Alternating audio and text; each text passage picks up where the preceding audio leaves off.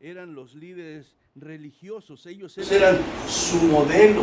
La demás gente era común y corriente como nosotros, pero estaban esos líderes que estaban representando a Dios y guiando a la comunidad, al pueblo hacia Dios, hermano.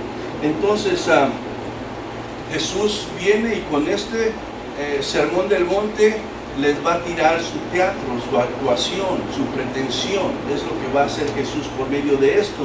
Y va a exponer su pecado, va a exponer verdaderamente su condición espiritual, porque como hemos dicho, Jesús ve las intenciones del corazón.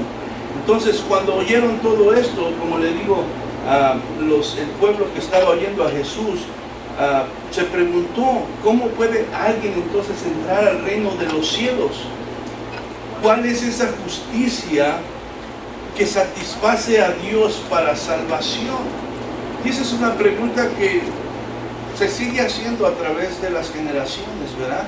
Y por eso muchas personas buscan de una manera y buscan de otra manera, porque todos tienen un vacío en el corazón y nada de lo que hay en este mundo lo puede llenar. Entonces, de alguna manera, de su propia forma de pensar, o a veces guiados por falsas enseñanzas, se quieren acercar a Dios. Pero surgen estas preguntas: ¿cuál es la justicia que satisface a Dios? ¿Qué es lo que me puede acercar a Él? Amén. Entonces Jesús va a contestar todas estas preguntas poco a poco en lo que vamos a estar viendo.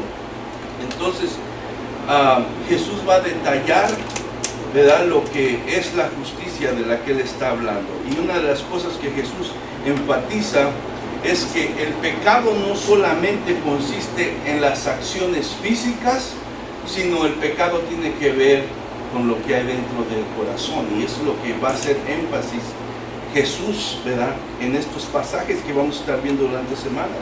Va a enfatizar que el pecado no solamente consiste en la acción física, sino involucra, hermano, nuestros pensamientos y involucra nuestras actitudes. Por eso es que el Evangelio se trata, hermano, de un cambio, de una transformación que no, hermano, puede suceder si no empieza en tu corazón. Las religiones se conforman, ¿verdad?, religiones falsas, con lo que hagas exteriormente, con lo que aparentes, o que tengas una apariencia de piedad, de amor a Dios, pero aunque en el corazón esté todo envenenado, sucio, podrido, no importa. Pero para Dios, ¿verdad?, sí importa lo que piensas, sí importa lo que tú estás sintiendo, de la manera que estás actuando, porque, hermano, eso es lo que motiva todo lo que haces en tu vida. Entonces Jesús, a través de lo que vamos a estar viendo, va, ¿verdad?, a darnos dos enseñanzas que son claves. ¿Cuáles esas dos enseñanzas que son claves? Bueno, Jesús, a través de esta enseñanza, destruye la falsa idea de la justicia propia que los líderes religiosos tienen, o que todo, ¿verdad?, hombre pudiera tener. Jesús, a través de esto, los desarma y destruye esa falsa confianza que tenían en ellos mismos, y afirma que la justicia del hombre por sí mismo no agrada a Dios y no va a llevar a nadie al cielo. Amén. Y otra de las cosas que esta enseñanza va a darnos en este día es que Jesús, hermano, demuestra que todo ser humano es culpable de pecado, que no hay nadie bueno y que es imposible para, seas quien seas, poder agradar a Dios en ti mismo o poder producir la justicia que te hace, ¿verdad?, a ver, de alguna manera, o que te abre las puertas para ir al cielo. Amén. Entonces, eso tenemos que, si algo se nos queda en esta tarde, en esta mañana, es que, hermanos, no hay justicia propia que pueda agradar a Dios. Y otra es que no importa quién te sientas, cómo te veas, qué pienses de ti, eres culpable delante de Dios de pecado. Eres un pecador. Amén. No hay manera que puedas tú excusarte y decir, yo sí merezco más que el otro, aunque tal vez tú no has hecho las cosas horribles que otros hacen. no puedes decir que ante Dios tú eres mejor que ellos, porque todos somos culpables. Amén. Y eso lo va a establecer Jesús aquí. Entonces, hermano, como le digo, los fariseos, los escribas, los líderes religiosos tenían una justicia presunta. O sea, ellos de alguna manera pensaban que, hermanos, ellos estaban bien delante de Dios, y no solamente lo pensaban, ellos actuaban de esa manera públicamente. Ellos pregonaban, hermanos, su supuesta justicia, y veíamos un ejemplo, parece que la semana pasada, en Lucas 18:11, donde vemos a aquel fariseo y aquel publicano, donde están orando, y el fariseo dice: gracias, Señor, porque no soy como este, porque yo no soy ladrón, porque yo soy adúltero, porque yo ayuno tantos días y porque yo diezmo. Y él se está glorificando a sí mismo, ¿verdad? Y públicamente ellos, ¿verdad?, de alguna manera pregonaban su justicia, pregonaban su piedad ante Dios, lo cual era algo falso. ¿Por qué? Porque su corazón, hermano, estaba corrompido, estaba podrido, había pecado. Y eso es lo que Jesús va a exponer aquí. Entonces, hermano, Jesús les dice a través de lo que acabamos de leer, hermano, que su justicia de ellos, aquella a lo cual ellos han puesto su confianza, no es suficiente, no alcanza para entrar al reino de Dios. Su supuesta justicia que ellos tienen está divorciada, ¿verdad?, de su corazón, y eso no es válido delante de Dios. No se puede separar lo exterior de lo interior, hermano. No se puede separar eso. Jesús enseña que hay una conexión entre la acción, el pensamiento, la actitud respecto al pecado. Hay una conexión que no se puede separar, hermano. Y eso es lo que enseña Jesús. La acción, hermano, el pensamiento y la actitud están conectados, hermano, respecto al pecado. ¿Y Jesús qué va a hacer? A través de agarrar los mandamientos más obvios, ¿verdad?, va a explicarles de qué se trata esto, y va a exponer su corazón. ¿Y por qué digo los mandamientos más obvios? Porque habla de Dios que no, ¿verdad?, seamos idólatras, no adoremos imágenes y cosas, pero muchas veces decir, bueno, yo no soy idólatra porque no tengo una imagen aquí, pero en tu corazón puedes tener muchos ídolos. Todo lo que esté por encima de Dios se hace un ídolo y te convierte en idólatra, pero eso no lo podemos ver, obviamente. Pero cuando dice el mandamiento no matarás, es algo obvio, ¿verdad?, que se sabe cuando alguien lo hace, amén, inmediatamente. Bueno, hay unos que lo esconden, ¿verdad?, pero es más obvio, es lo que estoy tratando de decir. Entonces Jesús, haciendo de los mandamientos más obvios del Antiguo Testamento que Dios le dio a Moisés, los usa Jesús aquí para demostrar, ¿verdad?, la interpretación equivocada que los líderes religiosos creían en sí mismo, y aparte estaban enseñando, ¿verdad? Y Jesús primeramente echa mano del mandamiento quinto, que dice no matarás. Entonces Jesús le va a dar la interpretación correcta a este mandamiento, y ese mandamiento está en Éxodo 20:13, ¿verdad? Si usted quiere ir ahí para ver, es Éxodo 20:13, y es simple y es rápido, dice no matarás. Entonces Dios prohíbe, ¿verdad?, el asesinato, y le da este mandamiento a Moisés para que se lo dé al pueblo. Y entonces así vemos que en el versículo 21 de lo que estábamos leyendo al principio, Jesús comienza con esto y dice: oíste que fue dicho a los antiguos. Y cuando Jesús está diciendo los antiguos, no se está refiriendo a los profetas, no se está refiriendo a Moisés. Lo que Jesús está haciendo, se está refiriendo a los supuestos maestros de la ley. Amén. Entonces, en este caso, estamos hablando de los escribas y los fariseos. Y Jesús dice: oíste que fue dicho a los antiguos. Y hermano, Jesús, a través de este capítulo 5, en diferentes ocasiones va a estar diciendo esto. Ustedes han oído decir, oíste que fue dicho a los antiguos, ustedes han oído decir. Y vayan conmigo ahí en el Mateo donde estamos, el versículo 21, sabemos que, ¿verdad?, dice eso, pero si usted va al versículo 27, ahí vamos a leer varios versículos rápido al principio. Capítulo 5 de Mateo, verso 27, dice, oíste que fue dicho, amén. Y luego en el versículo 31 dice, también fue dicho. Luego en el versículo 33 dice, además habéis oído que fue dicho a los antiguos. El versículo 38 dice, oíste que fue dicho.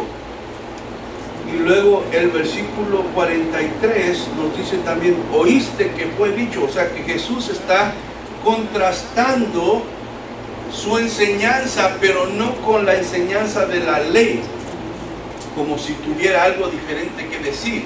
Jesús está contrastando todo esto con las tradiciones y los mandamientos del hombre que los líderes religiosos habían puesto aún arriba de lo que el verdadero mandamiento decía, y de alguna manera, en vez de obedecer el mandamiento, ellos se concentraban en obedecer sus tradiciones y sus propios mandamientos de hombre, amén. Entonces, cuando Jesús dice, oíste, ¿verdad?, ustedes han oído decir, ahora Él va a llevarlos a considerar la verdad de Dios, en verdad, en contraste con la mentira que los escribas estaban enseñando, amén. Y es importante que para esto nosotros consideremos, hermano, que el pueblo de Israel en ese tiempo, ¿verdad?, en los tiempos de Jesús, su condición de ellos, hermano, era triste. ¿Por qué? Porque se habían desviado, estaban en apostasía prácticamente, se habían desviado de la verdad, porque eso es la apostasía, estar desviados de la verdad. Y el pueblo de Israel, empezando por los líderes, se habían desviado de la verdad. Entonces la condición del pueblo de Israel en los tiempos de Jesús era triste.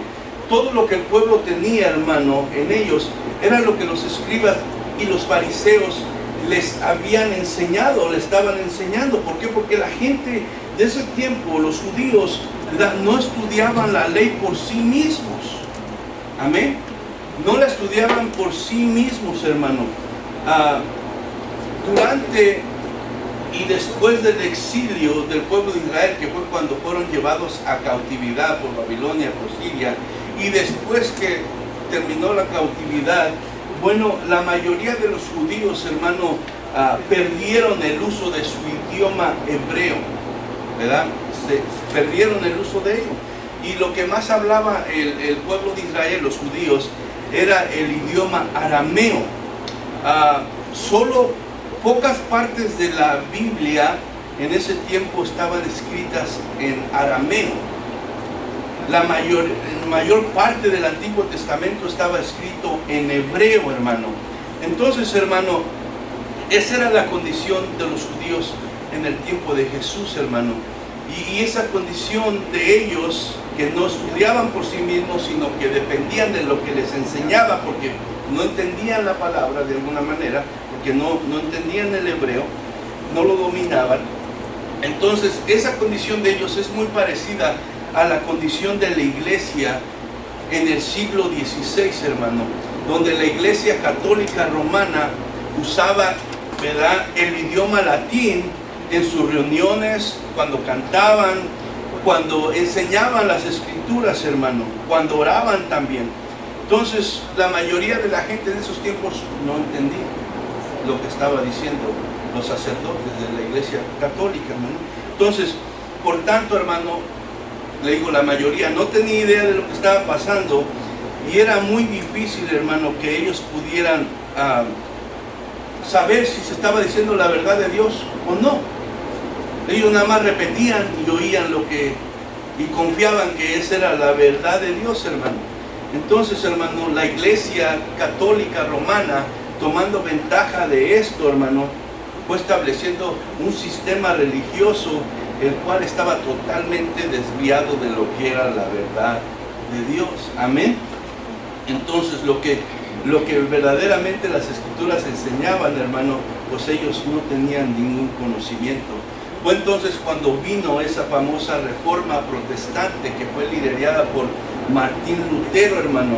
Entonces sabemos que Dios levantó a este hombre, hermano, y este hombre se opuso, protestó, ¿verdad?, a las formas y las enseñanzas de la Iglesia Católica Romana, hermano, en las cuales una de las cosas de las muchas cosas que hacían era que vendían indulgencias para otorgar el perdón y la salvación a la gente, lo cual no es bíblico, pero la gente lo creía, la gente pagaba, la gente ciegamente, ¿verdad?, obedecía esto, y era triste. Y esto, ¿verdad?, en este hombre Martín Lutero, el Señor despertó eso y le dio la sabiduría, le dio la gracia, todo para levantar y comenzar un movimiento que se opuso a eso.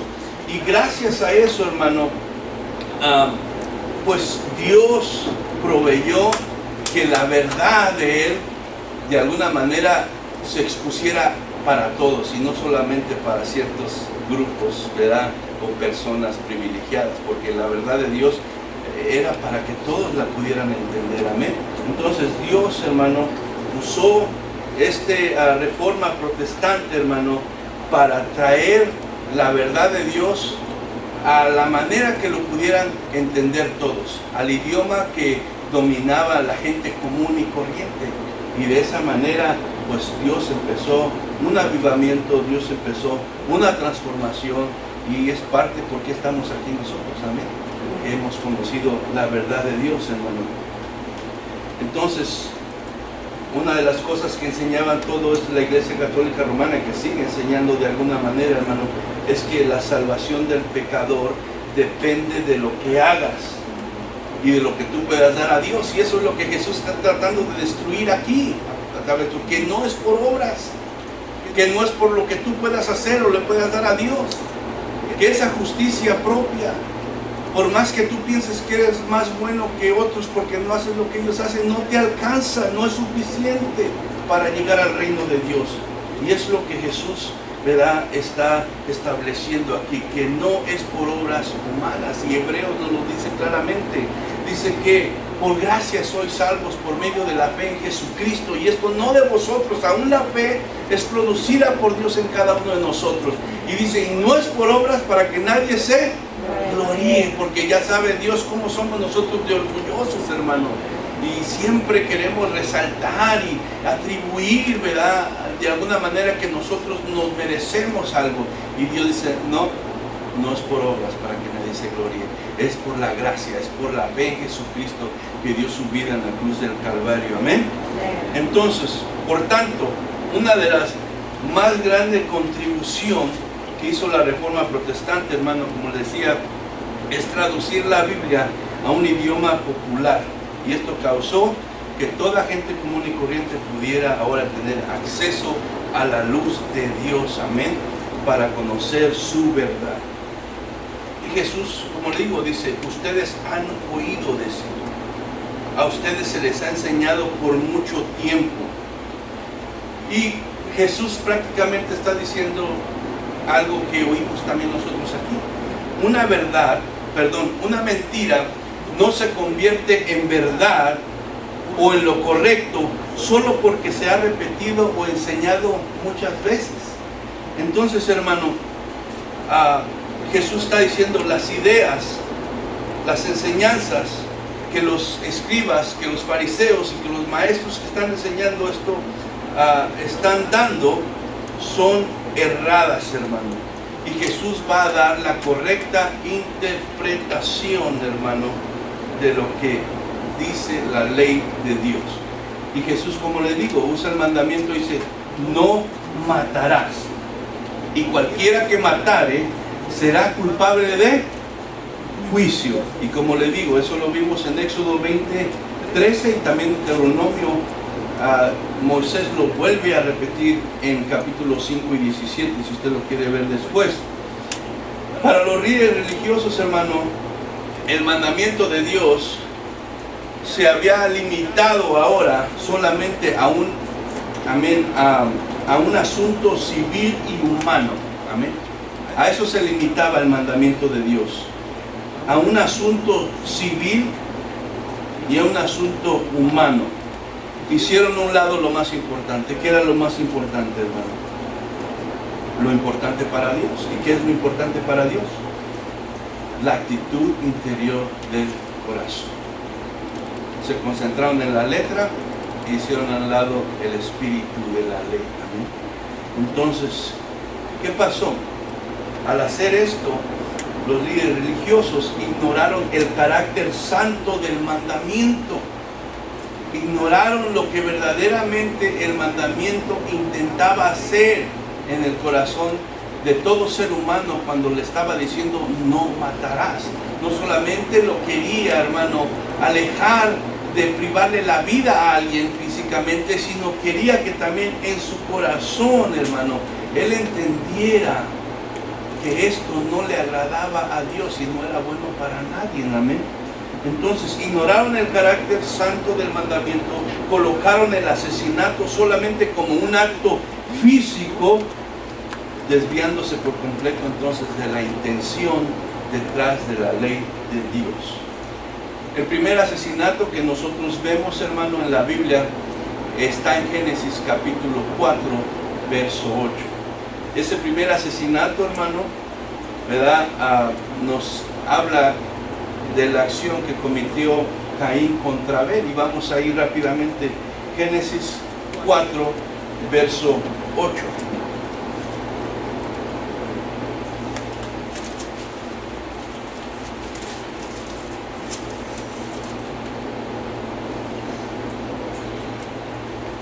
Amén. Dice 4:8. Y dijo Caín a su hermano Abel: salgamos al campo. Y aconteció que estando ellos en el campo, Caín se levantó contra su hermano Abel y lo mató, lo asesinó. Ese fue el primer homicidio, el primer asesinato que vemos en la raza humana. Y antes, hermano, de Dios dar el mandamiento a través de Moisés de no matarás, Dios de alguna manera, antes que eso, ya había él mostrado que Él odia el asesinato. Dios odia el asesinato. Y Jesús asegura, hermano, que cualquiera que lo cometa va a enfrentar el juicio de Dios. Cualquiera que cometa asesinato, que viole la ley de Dios, va a enfrentar el juicio de Dios. ¿Por qué, hermano? Porque el asesinato no solamente acaba con la vida física de una persona, sino se mete con la imagen misma de Dios, hermano. No solamente frustra la vida de una persona, arruina una familia, le causa dolor, hermano, y aún se puede arruinar la vida misma de él, porque puede ir a la cárcel, puede sufrir las mismas consecuencias. Dios no solamente es eso, sino que el pecado no consiste nada más en eso, sino que también está violando, hermano, la misma imagen de Dios. ¿Por qué digo esto? Vaya conmigo a Génesis capítulo 9, verso 6.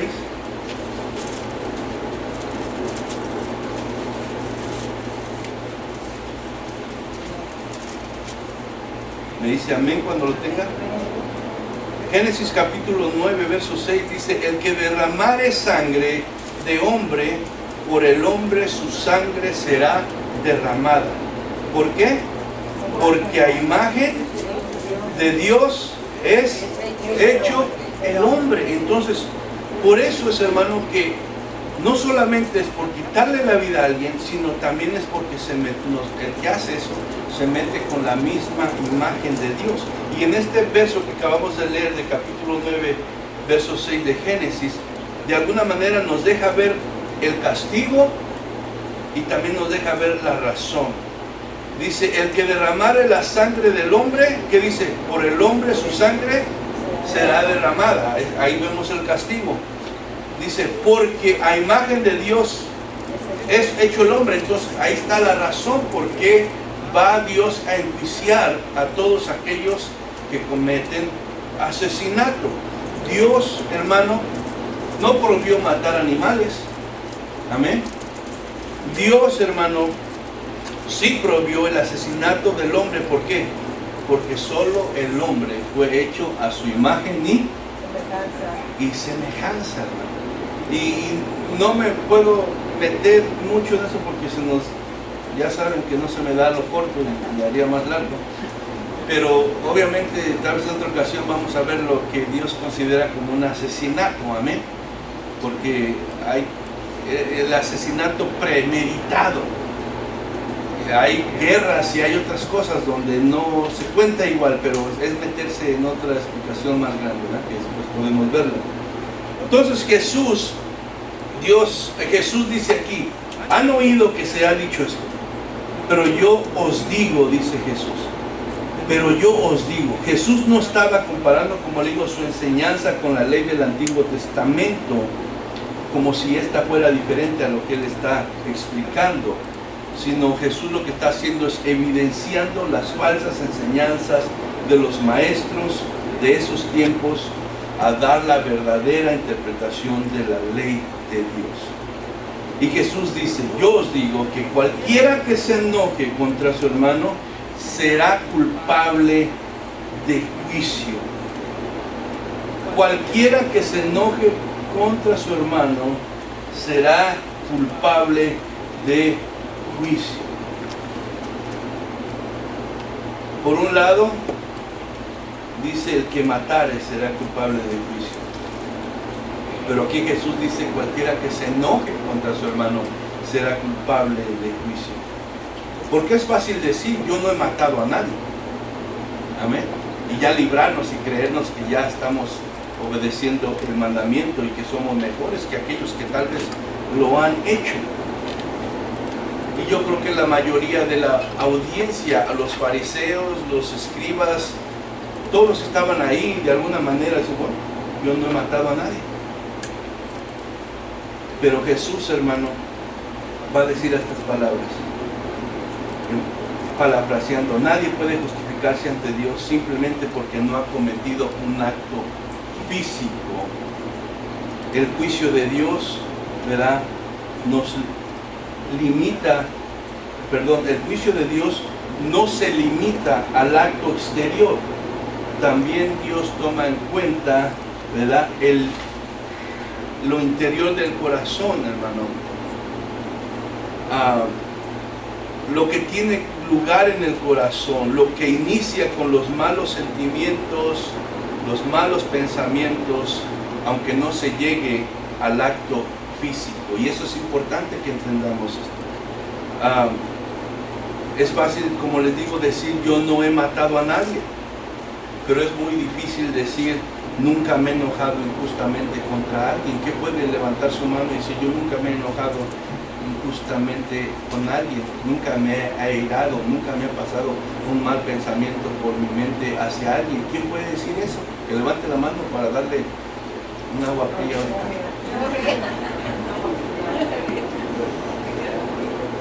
Ahora, tenemos que entender, hermano, que Jesús no está diciendo que enojarse literalmente sea lo mismo que matar a alguien. Es importante eso. Jesús no está diciendo eso, que literalmente, ¿verdad?, enojarse sea lo mismo que matar a alguien. Lo que Jesús está diciendo es que la ira injusta es también pecado. Y te hace tan pecador como el que mata a alguien físicamente. Y que delante de Dios no te excusas por no haber matado a nadie, con solo haber pensado mal de alguien y desearle algo malo, ya eres culpable igual que el que mató. No solamente tienes que cuidar de la apariencia, no solamente tienes que cuidar del acto físico de matar a alguien, tienes que cuidar lo que hay en tu corazón, tus pensamientos, tus sentimientos, porque eso es lo que Dios valora también. Amén. Entonces, hermano, Jesús está diciendo que la ira injusta es también pecado y será juzgada por Dios tanto como va a ser juzgado el acto físico de asesinar a alguien.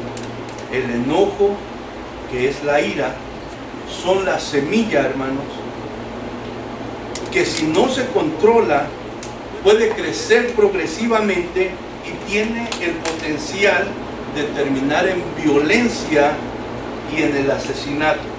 Y el ejemplo es lo que acabamos de leer, Caín y Abel. ¿Cómo empezó? Los dos llevaron una ofrenda. Dice la Biblia que a Dios le agradó la de Abel y no la de Caín. Caín se enojó, se airó, fue creciendo progresivamente ese enojo, salió de control, resultó en violencia y el final fue el asesinato.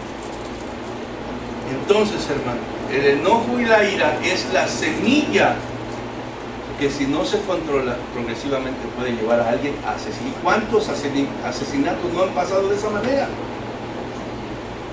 Usted nada más vea últimamente manejando. Alguien se enoja porque va tarde, porque el otro se le atraviesa y algo y empiezan a sacarse el dedo y empiezan a hacer cosas y ya el otro muy bravo sale con la pistola y lo mata y todo empezó porque se enojó, porque no lo dejó pasar, porque hizo algo que no le pareció y lo llevó a eso. Por eso es que el enojo, la ira descontrolada es un pecado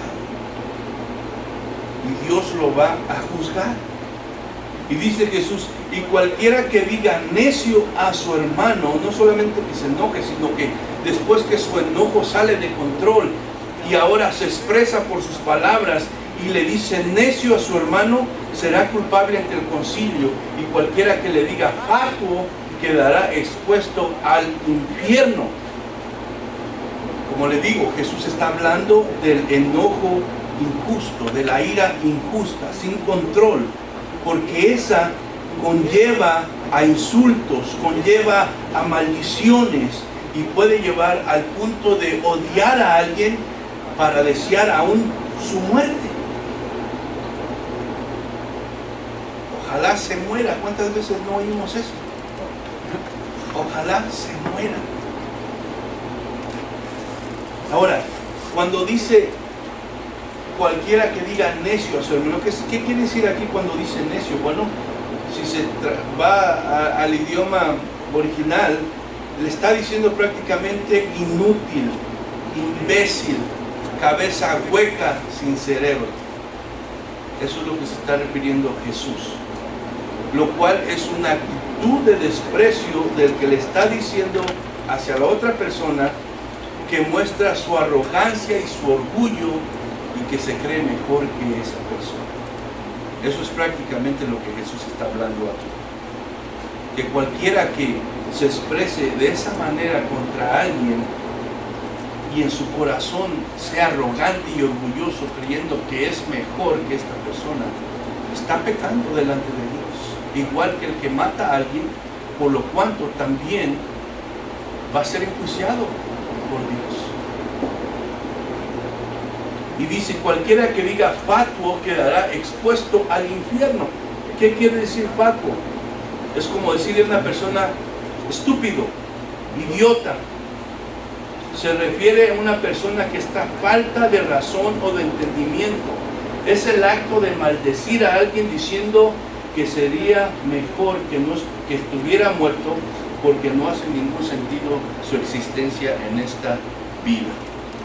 Y acuérdense que cada ser humano, por chaparrito, por gordito, por alto, por bonito, por feo, está hecho a la imagen de Dios. Y tal vez para nosotros, ¿verdad?, nos dé la impresión de que algo pasó, ya no había material. Pero es la imagen de Dios. Amén.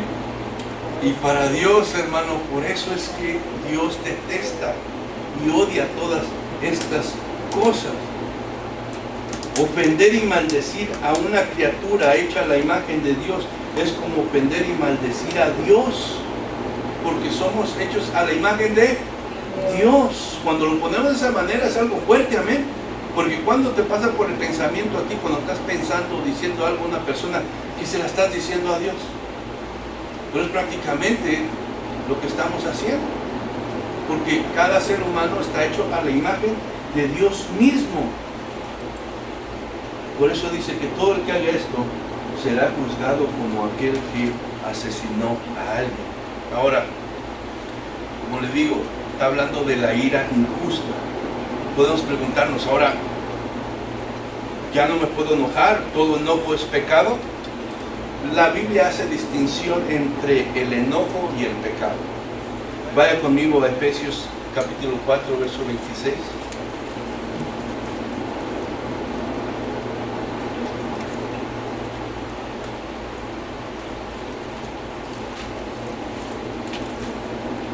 Me dice amén cuando lo tenga. Efesios capítulo 4, versos 26.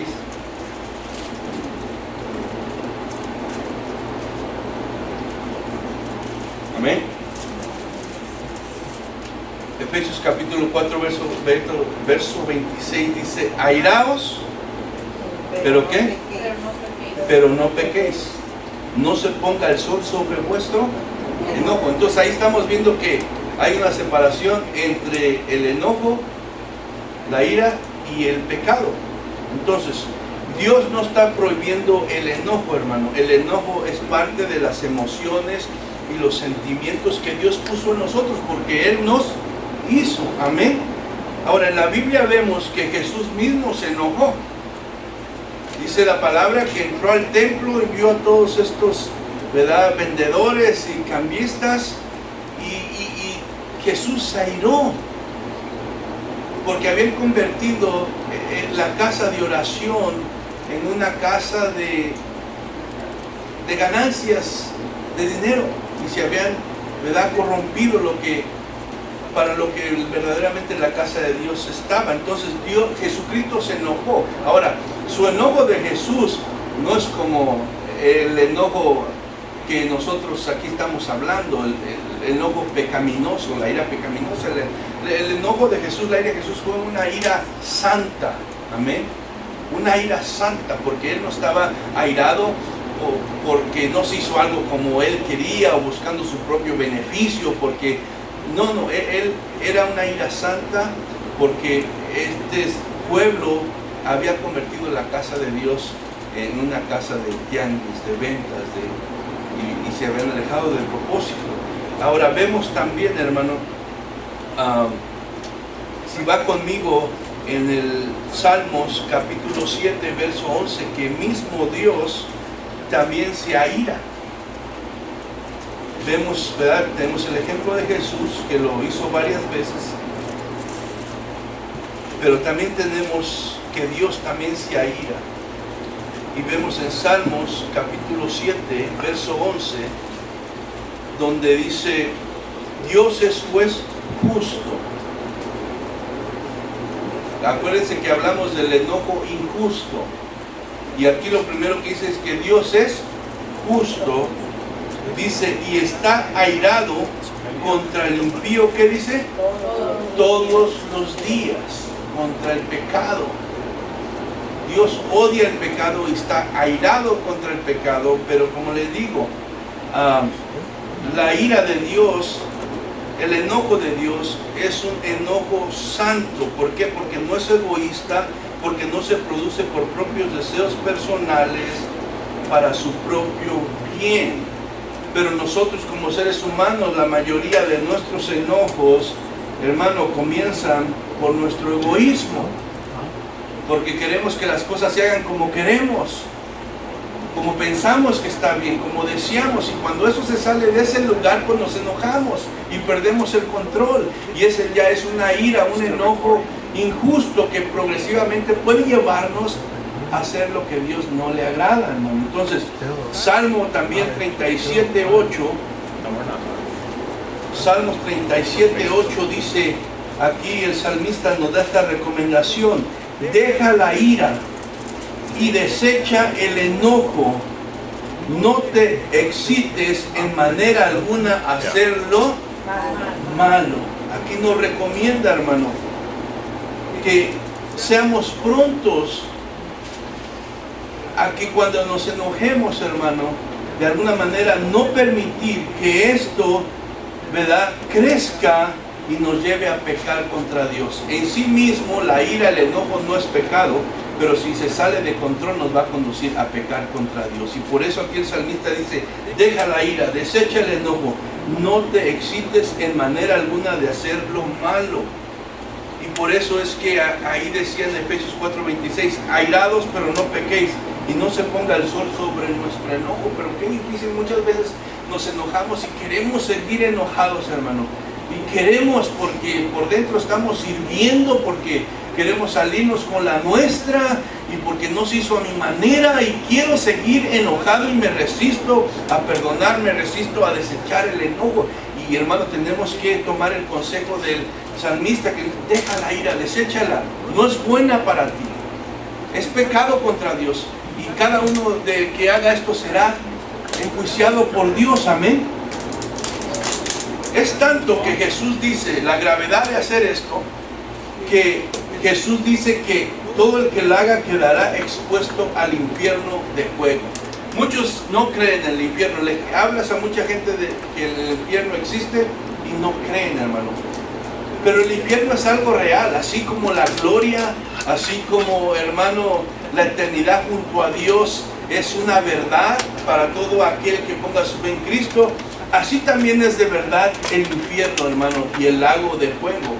Y alguien que habló más que todos del infierno es Jesucristo mismo. Y aquí lo estamos viendo, que todo aquel que pecare de esta manera, al igual que los asesinos, también quedará expuesto al infierno de fuego.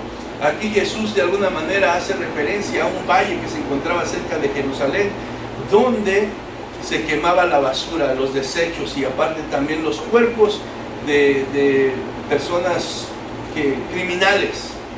Y ahí constantemente había lumbre, constantemente lumbre y humo, y no se apagaba porque los desechos son muchos, y pues para evitar cualquier pestilencia o todo eso, pues todo se llevaba ahí para quemar. Entonces de alguna manera Jesús hace referencia a este lugar para dar un ejemplo de alguna manera de que esto va a suceder con aquellos que mueran sin Cristo, aquellos que desobedezcan el mandamiento de Dios. Amén. Aquellos que quieran de alguna manera seguir pensando que su justicia de alguna manera los va a salvar. Amén. El castigo, hermano, que se desprenderá del juicio de Dios para todo aquel que sea culpable de desobedecer los mandamientos de Dios será el fuego del infierno eterno. Las palabras de Jesús, hermano, nos dan constancia de que verdaderamente hay un infierno. Entonces por eso, si tú vas a predicar un evangelio verdadero, si tú quieres decir la verdad de Dios con los que compartes, no trates de esconder el infierno para hacerlo sonar bien, para que no se ofenda. No. Jesús no lo hizo, ¿por qué lo vamos a hacer nosotros? El evangelio verdadero incluye, ¿verdad?, la mención y la realidad de que hay un infierno para todo aquel que no entregue su vida a Cristo Jesús, que no ponga su fe en Él. Amén. Entonces, hermano, ¿qué aprendemos aquí en esto? Es que tanto el asesinato como la ira injusta son pecado ante Dios. Esta verdad, hermano, derriba toda justicia propia. Todo aquel que se sienta bueno, que se sienta digno, que se sienta merecedor, que se crea que por sus propias obras, acciones, va a ganar a Dios o está agradando a Dios, está equivocado. Y Jesús, por medio de esta enseñanza, está derribando toda esa creencia. Y hermano, esto, hermano, nos dice que todos somos culpables, que todos aquí somos merecedores de juicio, que toda la humanidad es merecedora de juicio. ¿Por qué? Porque no hemos matado a nadie, a menos yo no sé que ninguno de ustedes ha matado a nadie, o tampoco he matado a nadie, unas gallinas o cosas así, pero a ningún ser humano, gracias a Dios. Pero hermano, literalmente no lo hemos hecho, pero en algún punto de nuestra vida, ¿quién no se ha enojado con una ira injusta? ¿Quién no ha tenido malos pensamientos sobre algo? ¿Quién no le ha dicho cabeza hueca a alguien? O sea, no literalmente cabeza hueca, pero no sirves para nada o no piensas o eres. O sea, la verdad es que nos deja a todos como culpables del juicio de Dios, hermano. Todos nos hemos airado injustamente en nuestro corazón. Hemos tenido sentimientos tal vez de odio y malos pensamientos, no tal vez, los hemos tenido. Negar eso sería engañarnos a nosotros mismos, los hemos tenido. Vaya conmigo a 1 de Juan 3:15.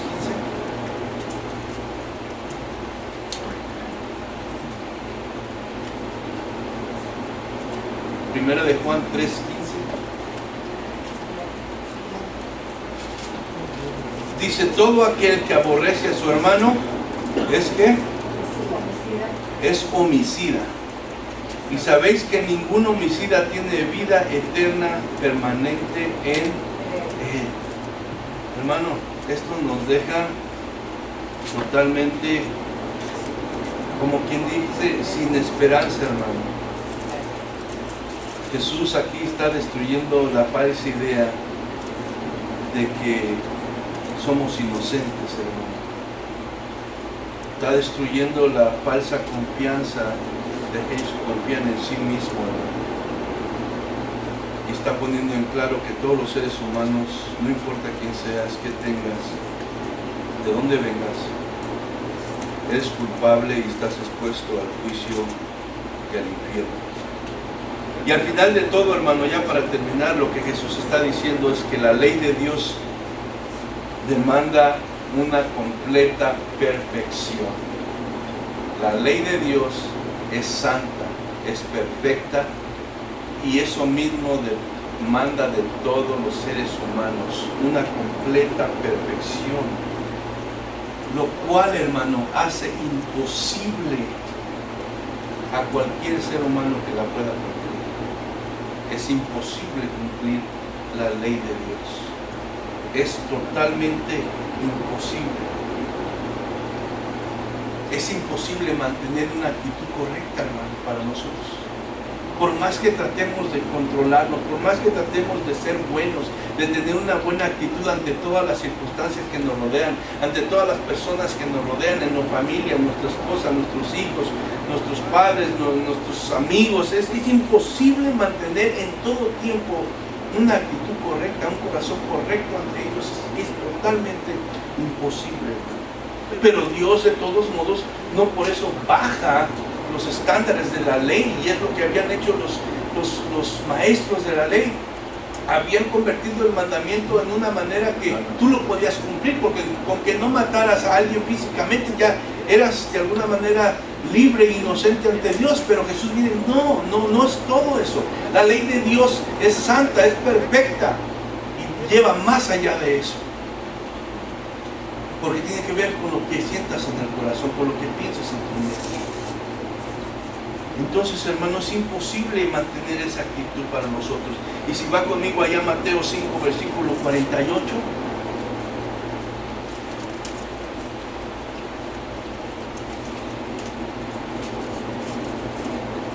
Mateo 5, capítulo 48 dice, sed pues vosotros, ¿qué? Perfectos, ¿por qué? Como vuestro Padre que está en los cielos es perfecto. Dios nunca va a comprometer su santidad.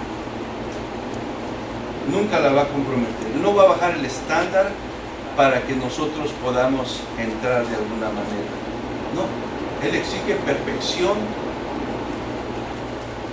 Él exige una completa perfección, ¿verdad? Para cumplir su ley. Y eso, hermano, como les digo, suena a una misión imposible. Ni que hace las películas de Mission Impossible puede ser. Para el ser humano es una misión imposible. Pero la palabra de Dios dice que para lo que el hombre es imposible en sus propias fuerzas, no lo es para Dios, porque para Dios todo es posible. Amén. Entonces, hermano, el propósito de Jesús al establecer esta verdad no es condenarnos o dejarnos todos apachurrados sin esperanza, decir, no, ¿para qué venimos a la iglesia? ¿Para qué? No vamos a poder agradar a Dios, no vamos a poder cumplir. ¿Para qué? Mejor me voy a ir a tirar para allá y todo el mundo voy a poder cumplir. No, hermano, ese no es el propósito de Jesús aquí. Dejarnos sin esperanza. El propósito de Jesús aquí, hermano, es dirigirnos a la única justicia que es perfecta y aceptable por Dios. Y esa está en Jesucristo. Esa está en Jesucristo. Por eso es que Jesús dice, yo soy el camino, yo soy la verdad, yo soy la vida. Yo soy el único que puede llevarte al Padre, porque yo soy el único que tiene la justicia que el Padre está requiriendo. Yo soy el único que cumplí la ley a la perfección. Yo soy el único que no pequé contra Dios. Por eso que Jesús dice, venid a mí. Yo soy la puerta. El que por mí entrare será salvo. El que por mí entrare, sus pecados serán perdonados. El que por mí entrare, su culpa será quitada y mi justicia será puesta sobre él. Es lo que Jesús está queriendo hacer aquí. ¿Y qué nos dice esto, hermano? Que Dios Padre no solamente demanda esa justicia perfecta, sino que Dios Padre es el mismo que también provee a través del Señor Jesucristo esa justicia para nosotros. Por eso es que la salvación es por ley. Jesús dijo, si tu justicia no fuera mayor que la de los escribas y los fariseos, no podrás entrar al reino de Dios. Pero Jesús dice, mi justicia es la justicia que Dios está pidiendo. Y lo único que tienes que hacer es poner tu confianza en mí. Entonces, la puerta de los reinos de los cielos será abierta para que tengas una entrada y el Padre diga, venid a mí, entrad al gozo eterno. Y es algo precioso. Entonces, hermano, la salvación es por fe. Todos somos pecadores, todos somos culpables. Todos merecemos el juicio de Dios, todos merecemos el infierno. Pero gracias a Jesucristo que murió en la cruz del Calvario, gracias a Jesucristo que vivió la vida que tú y yo nunca vamos a poder vivir, podemos tener la confianza de que un día vamos a estar en la misma presencia de Dios, donde Jesús dijo, no se turbe vuestro corazón, creen en Dios, crean también en mí. En la casa de mi Padre muchas moradas. Si así no fuera, yo se los hubiera dicho. Pero sepan que voy a preparar moradas para que yo, donde yo esté, vosotros también estéis. Y esa es la esperanza gloriosa que tenemos. Amén. Gloria a Dios. Pónganse de pie, vamos a orar. Padre, te damos gracias. En esta mañana estamos contentos, estamos agradecidos, Señor, por lo bueno que tú eres. Este grande privilegio que tenemos de estar expuestos a tu verdad, no solamente estar expuestos a ella, sino poder recibir tu verdad en nuestro corazón, Señor.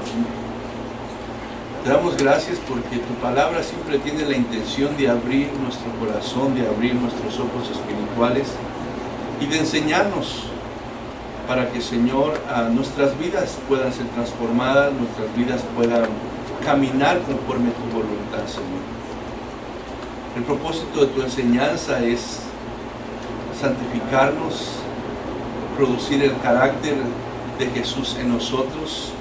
El propósito de tu enseñanza es capacitarnos para vivir una vida que te agrade. El propósito de tu enseñanza es prepararnos para que no seamos engañados ni por nuestro propio corazón, ni nuestros propios pensamientos, ni tampoco por las falsas enseñanzas, Señor, que se enseñan allá afuera. Pido que nos ayudes, Padre, a tomar esta palabra en serio. Tu palabra dice que toda la Escritura es inspirada por ti, y que cielo y tierra pasará, pero tu palabra no pasará hasta que se cumpla hasta la última y más pequeña letra de lo que tú has dicho, Señor. Ayúdanos a tomarla en serio, ayúdanos a buscar, Señor, deliberadamente, intencionalmente, el poner tu palabra por obra en nuestros corazones. Sabemos de antemano que nunca vamos a poderlo hacer de una manera perfecta. Sabemos de antemano que vamos a fallar, que vamos a tropezar.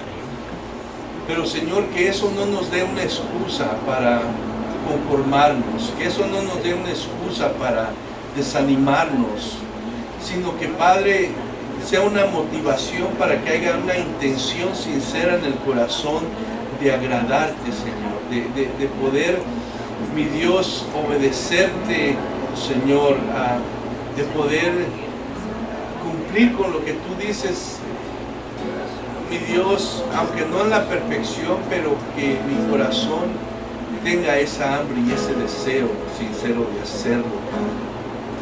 Te lo pido en el nombre de Jesús. Pon ese corazón en nosotros, mi Dios. Pon esa disposición. Que entendamos la gracia que tu Hijo Jesús nos ha dado, Señor.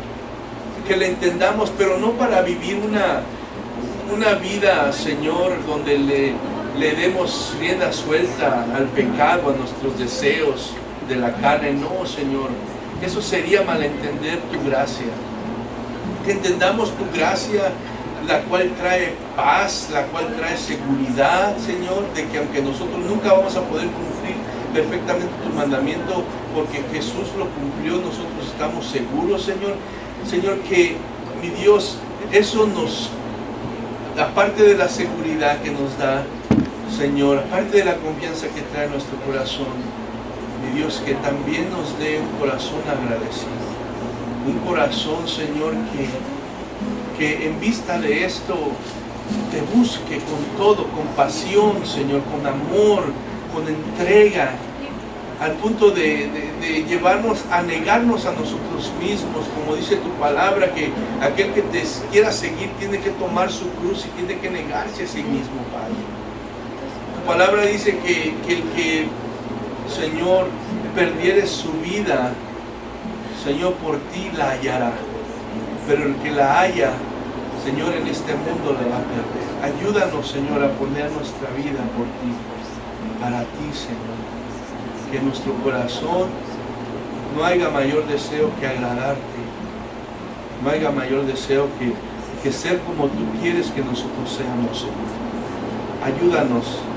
Danos la fuerza, el poder de tu Espíritu Santo. Tu palabra dice que tú mandarías a tu Espíritu Santo para darnos poder, para guiarnos, Señor, para ayudarnos a vivir esta vida que hemos recibido en Cristo. Y la verdad es que sin Él no podemos.